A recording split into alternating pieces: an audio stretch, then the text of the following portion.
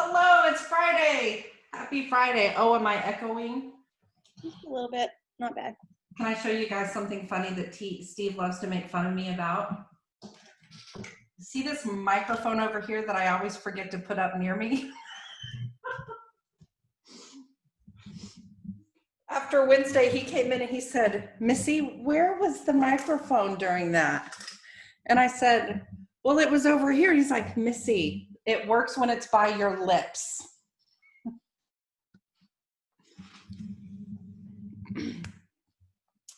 Donna, unmute, say hi. Hello. I was trying to unmute myself. I'm sorry. Things have been crazy in South Carolina. How about everywhere else? Super busy, fast paced, back to a normal kind of market. Yeah, absolutely. It's been great, really though. good. Really good. What about you, Alex? 17th is your date, right? Your test date? Yeah. Yesterday I put a little damper in my study. I don't know if you follow me on Facebook or anything, but the dog that I've been taking care of for the past week that was sick, he passed away last night. So yeah, we're struggling a little bit with that, but you know, Missy, you just dealt with that. Okay. And I totally not related to anything here, off topic. I was tagged by 2 different people in a post today. I Heather, almost tagged you too. And then I saw you. Saw it? Yeah. So this is Jake. Oh, Yeah. Jake's owner just found out that she needs to go into a place where she will not be living independently anymore. She's devastated. She's 80 and Jake needs a home. And I'm just like, really? I responded and I said, if you don't find someone, here's my number. I'm wired for this. yes. Yeah, right. God bless you, Missy. Like at this point, it's just kind of my thing. Maybe Yep. I'll start a rescue called Widowed Wolves or something. Who knows? Actually, that's pretty catchy. Uh-huh. Stranger things have happened. I know. Widow, so cute. Hi, Stephanie. This is my team leader. So today is going to be fun. We are diving into chapter 14, Be a Tough Love Leader. It's probably the thing I struggle with most. And Heather, me as a leader, it says I'm muted. Am I actually muted? You can hear me. Okay. Heather knows me as a leader more than just about anyone, and I struggle the most with this. And as I was preparing for today, I kept thinking to myself, okay, what is the one thing that really separates this chapter from setting high standards? It's kind of the same thing. And then the more I thought about it, well, setting standards is easy, and I'm actually good at setting standards. I'm not good at, yes. And that's where Be a Tough Love Leader comes in. So I want to read my favorite story in the whole book, actually, real quick. And then let's just talk. So good to see your faces. Kim, are we ever going to see your face? Kim's little black screen. So if you guys are curious, this is interesting. My Keller Williams office, Stephanie's our team leader, and the name of our office is Keller Williams Realty Mullinix. And so that name might be familiar to you. And Kim and her husband are OPs. So I love that she's here participating. Okay, from chapter 14. Tough love comes into play in dealing with everyday issues that most companies face. However, there are some moral lapses that just can't be tolerated. For instance, a loan originator wrote me once to tell me that one of our owners was sending her offensive attachments with his emails. Her note said, Mo, I hear you're a godly woman. I'm having trouble with one of your owners. Would you please help me? She forwarded the offensive attachments to me, and I was appalled at the images. You could hear my reaction all the way down the hall, I'm sure. I don't know if I'm the only one that can actually picture her like scrunching the nose and just gasping and like, oh. We called the man to a meeting in Austin and confronted him. We also had an earlier complaint against him and discovered he had been cheating on his reported financials. We had a very thorough interview covering all these matters with 2 of my staff members joining us. We presented detailed proof of all the charges. Then I said, "You are not a match for our company. We have 2 choices. We can resolve this in court, or you can sell your market center to someone that we approve in the next 30 days. The choice is yours." He responded plaintively, "Mo, you're a Christian and you have to forgive me." Well, I would if I heard a sincere apology. The man proceeded to offer his apology, which sounded sincere. I then said, "I forgive you. Now we can resolve this in one of 2 ways," and repeated the options I'd given before. I forgave him personally, but held him accountable to the standards that he had violated. This is my practical sense of what tough love means. My husband is trying to get in here. This is probably one of my favorite stories. And as a Christian, I've heard before, "You have to forgive me." And I think in some ways, I grew up thinking that I couldn't be tough, or I had to be accepting and tolerant of all behavior. And I had one parent that was very strict and one parent that was not. Well, we can go into more of that on another private session. Missy's baggage with her mother. So talk to me a little bit about what you think about being a tough love leader and about that story.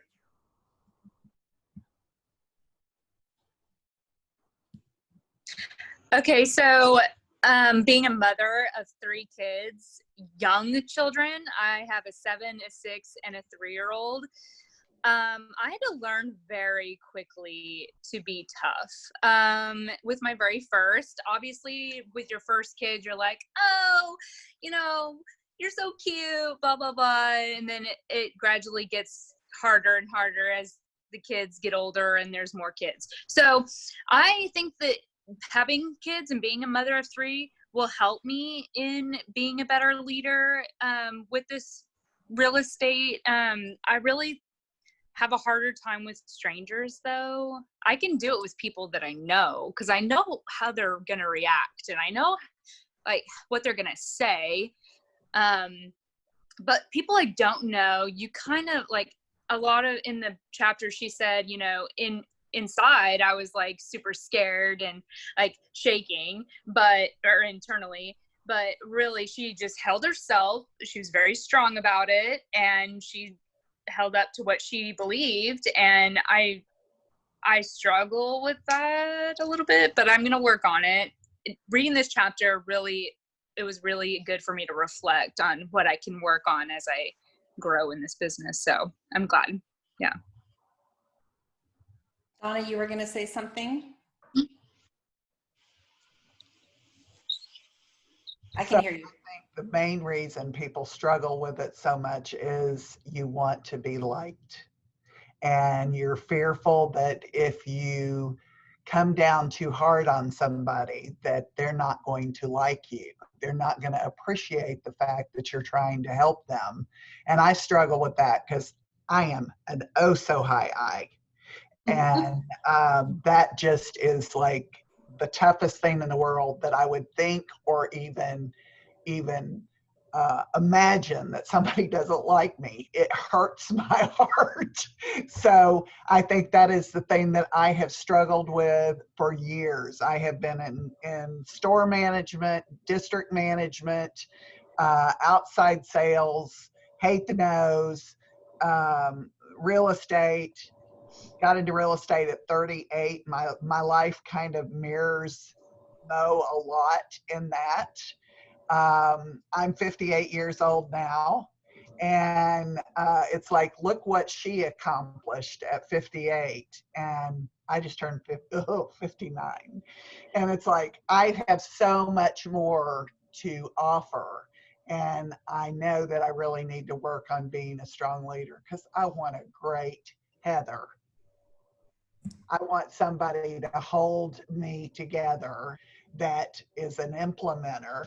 And, but in order to do that, I need to be stronger leader. And I know that. What's interesting about that, Donna, is Heather actually does a lot more leading and tough things than I do.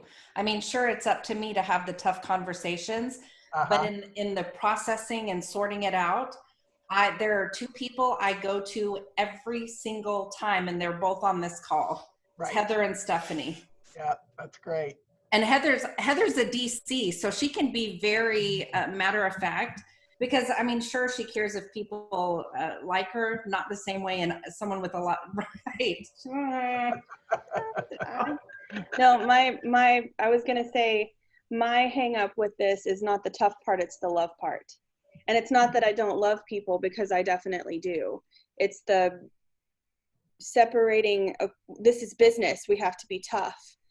And she talks about that tough love sandwich. And so that's what I have to work on, is starting with the love and with the tough in the middle, and then ending with the love. And so that's been my problem in the past, is I'm a little too tough and I don't express enough love around the tough things. Right. I used to call it a poop sandwich. It's like, you start with a layer of really good on the top and put the stuff that's not there in the middle. Yeah. Love sandwich sounds so much better. Yeah. One thing I want to ask Mo, she'll be joining us July 1st to kind of wrap everything up, and she'll take some questions. And one thing I've been thinking about and wondering about as I read through some of these stories, in particular with this chapter, did you get input from other people? Who are your advisors? Because like in this story, she comes in and, okay, there's two choices. So she didn't really engage in conversation where the other person got to have input in how this goes. Mm-hmm. So it's a conversation, but it's not a joint decision. It's not a cooperative, let's work this out and let's hug it out. It's, these are the two ways it can go. So I just wonder, as she processes around her decisions, does she have advisors? Does she get input? Like, who does she get input from? Is she confident, resolute? And earlier in the chapter about the other situation, Alex, that you were talking about, she said she was terrified. Well, that makes me feel a little more human, or makes me think she's a little more human. So I just wonder, who are her advisors? Mine are here, and Steve too, but you can't see his face. I'm stuffing my face. I was a few minutes late to the call. Steve got me a Chipotle burrito. We had some closings this morning, and so he was running a little late, and Heather sent me a text like, hey, are you ready for today? And I was over here going, ah, and sitting half of the burrito in my mouth. The other half is out there on the counter, and I'm a little bit wistful. I'm sure she has advisors. She'd have to, especially given her her nervousness around becoming the leader, because she didn't think she was qualified enough. So I'm sure she has a task force around her that's giving her input and helping her make those decisions. So when she goes into that meeting, she knows what the choices are. It's like, we've already made this decision, and this, you now have two choices, and here they are. We don't get to discuss it because we've already decided. Yeah. Well, I think what we also know is by this time, she had already set the standard. Yeah. And she says before in previous chapters, if you have standards, the decisions are easy. Yeah, for sure. And I will share this with you. I love part of this chapter where she talked about the 3 strikes. And this is a small group. Well, it's live. I was about to say, it's Facebook Live, Stephanie. I'm in the midst of a strike 3. And it is there's a challenge here. And, part of it is just like, I go back to what Alex was talking about with your kids. If you say that here's the standard, and you're on your 3rd strike after I've shared strike 1 and 2, that if this happens again, this is going to be the consequences. And, and nobody taught me this when I was a parent, when my kids were little. And I can't tell you how many times most of the time I was pretty good at it, but every once in a while, you know, and it only takes once where you say that you're going to do this. And a very wise woman taught me when my kids were a little bit older, you know, this is where you're going to be either, it's pivotal of being a great mom or not a great mom, is if you say you're going to do something and then you don't. So always think before you say this is the consequence, because if you say it's the consequence and you don't want to listen to the belly aching that they're going to be in their bedroom after school for, you know, they're grounded for 18 years or, you know, whatever it is, better stick with it. Because if you don't, you've just opened that door and they will never believe, they will always believe that there's an opportunity to go back. Right. And I find that as a leader of an organization, that if I did the 3 strikes and I don't follow through, it's the same thing. And it's going to affect how everybody else relates to you. It's like, well, she let this one slide. Right. So it just, it kind of corrupts the foundation a little bit. Yeah. But I'll tell you, you know, Donna, just like you, I'm a very high I. And, you know, I know. And I want to give people a chance. You know, I just want to say, you know, you're not listening to me. And I know that I have been perfectly clear through this whole thing, but if you're not listening, but I want to give them a chance. Right. And yet, that's never the right answer. Right. Exactly. It's never the right answer. You've already given them 2 chances. Yeah. I think Don't one you know big all thing, Okies are high eyes? No. No. You got one right here. Not even close. you know, one thing that really helped me in developing my own leadership, I listen to a lot of Ben Kinney. He has a Win, Make, Give podcast, fire right now. I don't know if you guys are doing his Wealth series. It wraps up in a few minutes, and I'm about to go learn who won the 5,000. Me. Me. Me.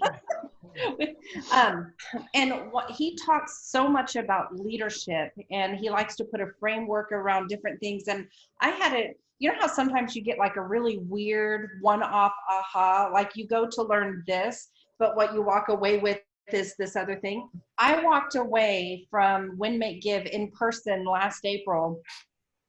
I walked away with giving myself permission to be in a relationship and love someone based on results. Right? Like in the whole love and results thing, I had a hang up where once I get into relationship with you and I say I love you, then nothing can change that. But I gave myself finally permission to be in a performance-based love relationship. And I had never given myself permission before. And the thing I heard from him that challenged me the most on my thinking or limiting beliefs around that was, if I truly care about someone the way I do, and they're not succeeding in a role with me on my team, whatever it is, and I'm allowing them to not succeed, do I really love them? It was really challenging and a huge, huge epiphany for me. Well, something that you've said many times before is you and I are okay. You and the role and I are not. Right. So it's not that our relationship has a problem. It's your relationship with the role on the team or whatever that looks like. So you and I are always going to be good. You and the role may not be.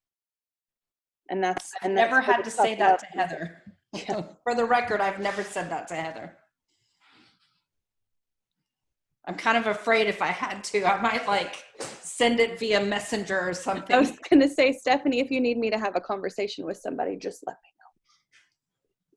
Well, we joke that Heather's going to help me hire because I'm so high that I immediately start looking for where we connect in the career visioning process and like, oh, me too. And I'm like all of this fluff and stuff. And Heather, I tell people this all the time. I'm sure she's tired of hearing it. I almost didn't hire her because I couldn't tell if she liked me.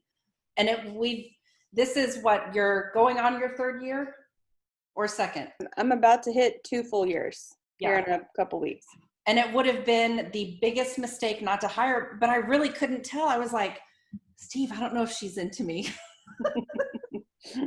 So dumb and so much ego.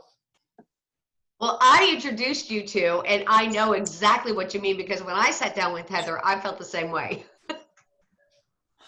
Yep. So I have That explains so much about my dating life that we won't go into it. I have a question. Yeah, go ahead, Alex. And then Steve, I'm going to come to you. So this is kind of on the flip side of things. She's talking about being a tough love leader, and I don't have a problem being that. My problem is the receiving end. I have a problem with people not taking me as serious. They might think, oh, she's this sweet little petite thing, and like, I don't have to take her seriously. And it kind of really agitates me, and it brings out this other side, and I have to like kind of bring it back in and be like, hold on, be professional, but you still need to get your point across. And that's a challenge for me. I'm the oldest of 3 girls, and my sisters will tell you all day long, like, you better watch it. How, like, sometimes Alex can and will tell you, what should be done, and you need to just listen. And other people that may not know me, they'll be like, really? I don't know. Like, that's something I need to work on, I guess. I don't know how to handle that, but it's something that I really struggle with often. Yeah. I think you're going to find in real estate, and especially in Keller Williams, there's a whole culture of empowering female leaders. There's also, aside from Keller Williams itself, there's lots of other like sub organizations. There's Lady Leaders, there's Amplify, there's just all kinds of stuff. And in real estate, it really is different. There are a lot of female leaders, and it doesn't matter. How tall are you, Alex? 5'4". 5'4". Yeah. See, it doesn't matter. You can be 5'4" and be looking up to someone, and they're going to listen to you. Like, let me tell you what. Well, and I think Mo has she's a good example of that, because she's little and she's just adorable. And so she's the velvet hammer, and there's a reason for both of those things. I mean, she's so sweet in person, and yet she's going to sit down and be like, here's the 2 options. You're going and you're going. Which way do you want to go? Yeah. And I think I shock people. I think I shock people when I do come out that way, like, and I show my leader side, I guess. And I think that kind of throws them off. Maybe, I don't know. I love that. I like the empowering. I soak that up. I was raised with all girls, and this day and age, the past 5 years, I've worked in construction with men, with a metal steel company. So drafting and detailing. So like all men, it's so different switching over to this side, but I'm so excited and I'm so glad that I am. Yeah. Have you guys friend requested her yet? By the way, you should. She's going to be amazing and good. One thing that I'm thinking about, though, as I hear you talk, Alex, and thinking about my own reaction to being around Mo, I feel like if I ever messed up with Mo, if I was ever the recipient of Tough Love Sandwich or the Velvet Hammer, there would be 0 questions in my mind that I earned that tough conversation and that I earned whatever consequence came from it. The thing about Mo is she makes me feel secure because I know what to expect, and I know that the standards are clear, the decisions she'll make based on it, and it's up to me to meet or not meet that thing. So I think that's interesting. Steve, your hand is up. Like the one lone guy afraid to just speak out with all these women. Well, it's nothing different from what you all have said, except to say for the high eyes, I'm a high eye as well. And I'm always afraid if I say, what if I say this, they're going to be mad at me. I live with that thought in my head. And yet the reality is, well, so 2 things. Number one, when you learn, and it is a learned trait, if you're a high eye, being blunt and being the hammer is learned. When you learn that, you realize that most of the time people want it. It's the answer that they need to hear. And the other thing is, it's not as bad as you ever think it is. It's your limiting belief, really, that's getting in your way if you're a high eye. Mm-hmm. I think the important thing is to be authentic around it. And as long as you're truly who you are, I mean, they can't be mad. That's who you are. And so if you're authentic about being that leader and being that tough love leader, then the more authentic you can be and the further down the road you go with that, the easier it is for people to accept Yeah. it. Wendy? Yeah, I was just gonna add, I'm 99% I, so I relate to you guys. Um, and so my fear is always they're not gonna like me. But I also have to remember that, like, this is my business. I hired a buyer's agent one time, and after 6 months of giving her all my buyer's leads and zero conversion, I realized I made a mistake with hiring her. But I didn't set the expectation, so it was my own fault. So then I blame myself. So then I was afraid to discipline her because I felt like I didn't set those expectations up front. So I waited the 1 year because I had signed a contract with her committing to 1 year. And after 1 year, I said, this isn't working out. So looking back, like, I could have done things so much differently. And then separately, I have my assistant. I did the tough love without the love on the ends. And I think she's like an S, like very sensitive person. And I scared her so much. She went and interviewed for an assistant role with another agent in my office without telling me. And he came to me and told me, and I was like, oh my God. And I didn't want to lose her. So I went to my ALC and I said, oh my God, help me through this, because I'm so hard on disciplining people. And they all said, get rid of her. She had no loyalty. But I knew I saw potential in her. So instead, I tried the tough love thing where I did the love first and told her how much I appreciated her. And I actually gave her a raise. But then I set the expectations. So I said, you're doing a great job. I want to reward you. But here's my expectations if you want to stay with me. And now she's like the most loyal person ever. And she needed that love first.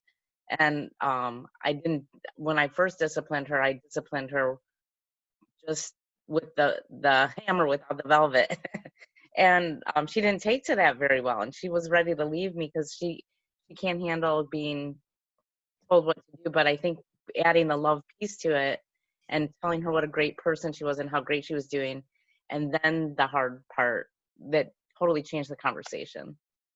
And I think for me is really learning that DISC profile and the KPA, and how to talk to somebody is probably more important than what you say to them. Yep. So once you figure out how they're going to react to things, it's easier to have the conversation.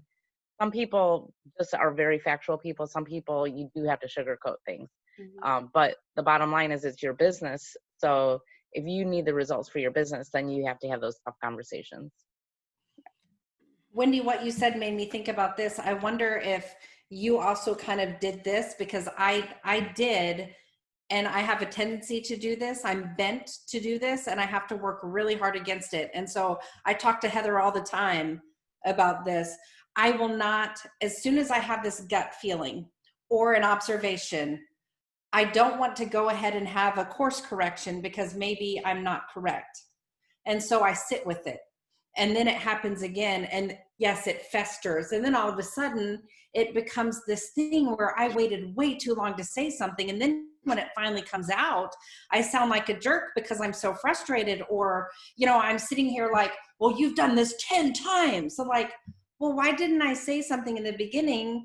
Hey, I had an observation and I wanted to run this by you and share my perception and then just have a conversation. Like, why can't I just say that? It would be, and Mo's very first momentum builder, be determined and act now. If you delay discipline, behavior only gets worse. Yeah. And what's interesting is she might have meant that about the other person's behavior. My behavior gets worse when I delay every time. So, okay, guys, we're out of time. Who's going to Ben Kenny's? We put some podcasts in the chat. So if you haven't checked the chat, check the chat and write down those podcasts. Messy Empire with Karen Prawl, and then the Empire Builder podcast. They just released that like a month ago, maybe. That is so good. Yeah, These are women just, yeah. Alex, rock I'll stars. text them to you also. And then Monday we have my coach Gabby is going to be here, and the topic that we picked together for her, profit matters. Guys, if I struggle, Of course.